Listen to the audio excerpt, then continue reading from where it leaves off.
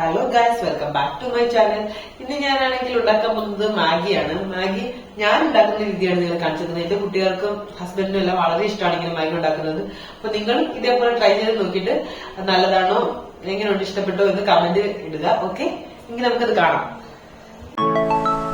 ഇതിനാവശ്യമായ സാധനങ്ങൾ: സവാള, ക്യാരറ്റ്, ക്യാപ്സിക്കം, തക്കാളി. ഇത് ചെറുതായിട്ട് അരിഞ്ഞെടുക്കുക. പിന്നെ മുട്ട 4 എടുത്തിട്ടുണ്ട്. പിന്നെ 4 മാഗിയാണ് ഉണ്ടാക്കാൻ പോകുന്നത്.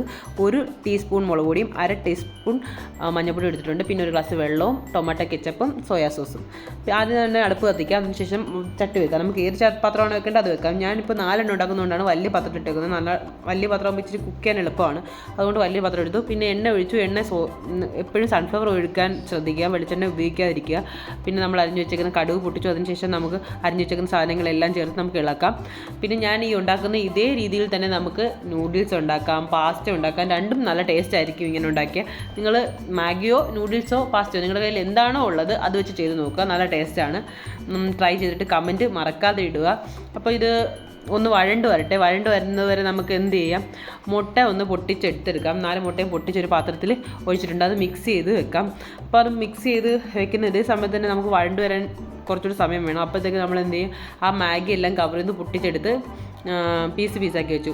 ഫുള്ളാക്കി വെച്ച് കഴിഞ്ഞാൽ നമുക്ക് കിട്ടുമ്പോൾ സെപ്പറേറ്റ് ചെയ്യാൻ ഭയങ്കര പാടാണ്. അതുകൊണ്ടാണ് കട്ട് ചെയ്തെടുത്തത്. അത് കഴിഞ്ഞ് ഇപ്പം വഴണ്ട് വന്നപ്പോഴത്തേക്ക് നമ്മൾ മുട്ടയെല്ലാം പൊട്ടിച്ചൊഴിച്ചു. തീ കൂടുതൽ തന്നെ കൂട്ടി തന്നെ വെക്കുക, കുറയ്ക്കാനേ പാടില്ല. കാരണം മുട്ട വേവുന്ന പരമാവധി നൂഡിൽസോ മാഗിയോ ഒക്കെ ഉണ്ടാക്കുമ്പോൾ തീ നല്ലതായിട്ട് കൂട്ടി വെക്കുക. അപ്പം നമ്മൾ ഈ മുട്ട നന്നായിട്ട് ചിക്കണം. അതായത് ഈ മുട്ട എപ്പോൾ വിട്ട് ഒരു സെപ്പറേറ്റ് കിടക്കുക അത് അത്രയും ആകുന്നത് വരെ ചിക്കിക്കൊണ്ടിരിക്കണം. പിന്നെ അടിയെ പിടിക്കുകയും ചെയ്യരുത്. നന്നായിട്ട് ചിക്കി കൊടുക്കുക. ചിക്കി സെപ്പറേറ്റായിട്ട് വരുന്ന സമയം വരെ നമ്മളിങ്ങനെ ചിക്കിക്കൊണ്ടേയിരിക്കണം. ഇങ്ങനെ വിട്ട് വരുന്നത് നമുക്ക് മനസ്സിലായിട്ടുണ്ടെങ്കിൽ അപ്പം നമുക്ക് എന്ത് ചെയ്യാം, അതിൻ്റെ അകത്തോട്ട് മുളക് പൊടിയും മഞ്ഞൾപ്പൊടിയും ചേർത്ത് കൊടുക്കാം.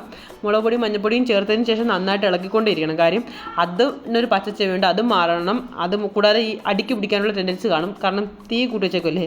അതുകൊണ്ട് നമ്മൾ നന്നായിട്ട് ഇളക്കി കൊടുക്കണം. അതിൻ്റെ ആ പച്ച ടേസ്റ്റ് അല്ലേ നമ്മൾ കഴിക്കുമ്പോൾ, ഒരു പച്ചപ്പ്.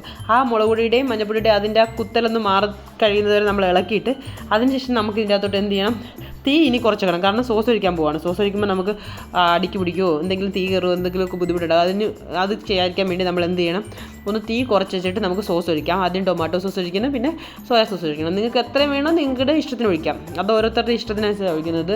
അപ്പം എനിക്ക് കുറച്ച് മതി, അതുകൊണ്ട് ഞാൻ കുറച്ചേ ഒഴിച്ചിട്ടുള്ളൂ. സോയാ സോസ് കുറച്ച് കൂടുതൽ ഒഴിച്ചാൽ ഒരുമാതിരി പുളിപ്പ് ടേസ്റ്റ് ഉണ്ടാകും കേട്ടോ. സോയാ സോസിന് നിങ്ങൾ ശ്രദ്ധിക്കുക, ഒരുമാതിരി വേറെ ടേസ്റ്റ് ഉണ്ടാകും. സോയാ സോസ് പരമാവധി ഇച്ചിരി കുറച്ച് ഒഴിക്കാൻ നോക്കുക. രണ്ടും ഒഴിക്കുക നിങ്ങൾക്ക് ഇഷ്ടത്തിനുള്ളൂ. ഓക്കെ, എന്നിട്ട് രണ്ടും കൂടെ മിക്സ് ചെയ്യുക. തീ കുറച്ച് വെക്കണം, ശ്രദ്ധിക്കണം. അത് കഴിഞ്ഞ് നമ്മുടെ ഇത് കഴിഞ്ഞ ശേഷം വെള്ളം ഒഴിക്കുക. ഞാനിപ്പോൾ 4 ഗ്ലാസ് വെള്ളം ഒഴിച്ചിട്ടുണ്ട്. 4 മാഗിയാണ് എടുത്തത്. അതുകൊണ്ട് 4 പാക്കറ്റിന് 4 കപ്പ് വെള്ളം. ആ രീതിയിലാണ് ഞാൻ വെച്ചേക്കുന്നത്. പിന്നെ അതിനുശേഷം മാഗിയുടെ മസാലപ്പൊടി ഇട്ട് കൊടുത്തിട്ടുണ്ട്. മസാലയും കൂടി ഇട്ട് കഴിഞ്ഞ് മിക്സ് ചെയ്തതിന് ശേഷം അത് തിളപ്പിക്കാൻ വെച്ചു. വെള്ളം തിളച്ച് വന്നപ്പോൾ നമ്മൾ എന്ത് ചെയ്തു, നന്നായിട്ട് ഒന്ന് മിക്സ് ചെയ്ത് കൊടുത്തു. മിക്സ് ചെയ്തിട്ട് തിളയ്ക്കാൻ വെച്ചു. നന്നായിട്ട് തിളച്ച് വന്നപ്പോൾ തന്നെ നമ്മൾ എന്ത് ചെയ്തു, നന്നായിട്ട് എല്ലാ സൈഡിലും നന്നായിട്ടൊന്ന് തിളച്ച് വന്നപ്പോഴത്തേക്ക് നമ്മൾ ആ കട്ട് ചെയ്ത് വെച്ചിരുന്ന മാഗി അതിലേക്ക് ഇട്ട് കൊടുത്തു. എന്നിട്ട് മാഗി ഇട്ടിട്ട് നമുക്ക് നന്നായിട്ട് ഇളക്കണം. കാരണം എല്ലായിടത്തും ഒന്ന് മാഗിയിൽ കറക്റ്റ് ലെവലിൽ വെള്ളത്തിൽ ഇങ്ങനെ മുങ്ങിക്കിടക്കുന്ന രീതിയിലാക്കണം. എങ്കിലേ അത് വെന്ത് വരുമ്പോൾ കറക്റ്റ് ആവത്തുള്ളൂ. അപ്പം നമുക്ക് നന്നായിട്ട് ഇളക്കി ഒന്ന് കൊടുക്കാം. നന്നായിട്ട് ഇളക്കി വെച്ച് കഴിഞ്ഞാൽ നമുക്ക് വേകുമ്പോൾ നന്നായിട്ട് എല്ലായിടത്തും ഒരേ കളറിൽ കാണാൻ ഒരു ലുക്കായിട്ടിരിക്കും.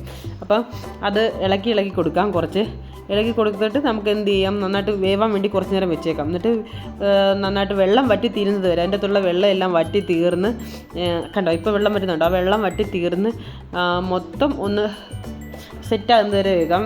എന്നിട്ട് വെള്ളം എല്ലാം വറ്റി തീർന്ന് നന്നായിട്ട് വെന്തെന്ന് തോന്നുവാണെങ്കിൽ നിങ്ങൾക്കത് എന്ത് ചെയ്യാം, തീ ഓഫാക്കാം. ഇപ്പോൾ കുറച്ച് വെള്ളം ഉണ്ടല്ലോ, ആ വെള്ളം കൂടെ വറ്റി തീർന്ന് കഴിഞ്ഞിട്ട് നമുക്കത് തീ ഓഫാക്കി വെക്കാം.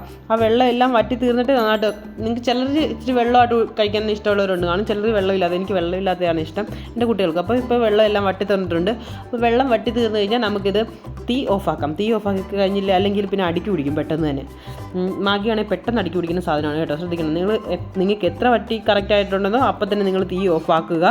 അഥവാ ഇത് ഇച്ചിരി വേവാനുണ്ടെങ്കിൽ നിങ്ങൾ ചൂടുവെള്ളം ഒഴിക്കുക, അല്ലാതെ പച്ചവെള്ളം ഒഴിക്കരുത്.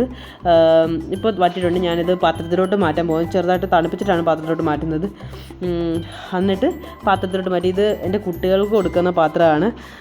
അവന്മാർക്ക് ഈ പാത്രം വളരെ ഇഷ്ടമാണ്. 2 പേർക്കും ഞാൻ ഒരേപോലത്തെ പാത്രത്തിലാണ് എപ്പോഴും കൊടുക്കാറുള്ളത്, അല്ലെങ്കിൽ 2 പേരും ഇടിക്കും. 2 പേർക്കും വിളമ്പി വെള്ളമൊക്കെ ആയിട്ട് വെച്ച് കൊടുത്തു. പിന്നെ ഞാനും ഇത് കഴിച്ചു നോക്കി. ഞാനിത് കഴിച്ചപ്പോഴത്തേക്ക് നല്ല ടേസ്റ്റ് ആയിരുന്നു. എനിക്ക് വളരെയധികം ഇഷ്ടപ്പെട്ടു. നിങ്ങൾ ട്രൈ ചെയ്ത് നോക്കുക. ഞാൻ സ്ഥിരമായിട്ട് ഇത് കഴിക്കുന്നതാണ്. Okay, bye bye.